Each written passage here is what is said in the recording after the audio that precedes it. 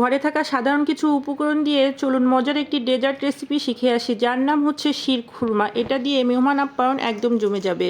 এজন্য কিছু খেজুরকে ভালোভাবে ধুয়ে ছোট ছোট করে কেটে নিয়েছি। এরপর আমাদের লাগবে ডানো ক্রিম, কিশমিশ, বাদাম কুচি, কনডেন্স মিল্ক ও চিকন সেমাই। প্রথমে একটি ফ্রাই প্যানে অল্প ঘি দিয়ে আমি বাদাম কুচিগুলো হালকা আছে ভেজে নিব। এরপরে ভেজে নিব সেই কেটে রাখা খেজুরগুলো। এখন বেশি করে ঘি দিয়ে আমি চিকন সেমাইগুলো অল্প আছে বেশ অনেক সময় নিয়ে ধীরে ধীরে লাল লাল করে ভেজে নিব।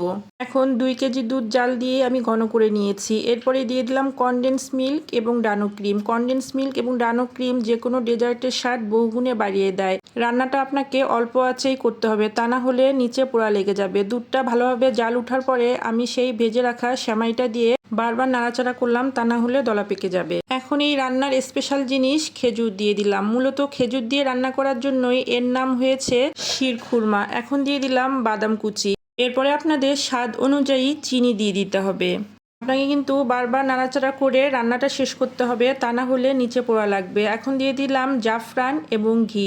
জাফরান এবং ঘি যে কোনো ডেজার্টের টেস্টকে বহুগুণে বাড়িয়ে দেয়। দেখেন কিছু সাধারণ উপকরণ দিয়ে কত মজাদার একটি ডেজার্ট তৈরি করে ফেললাম। এটা পাতলা অবস্থায় নামিয়ে সার্ভিং ডিশে তুলে উপর থেকে বাদাম এবং খেজুর কুচি ছিটিয়ে ঠান্ডা করে পরিবেশন করুন।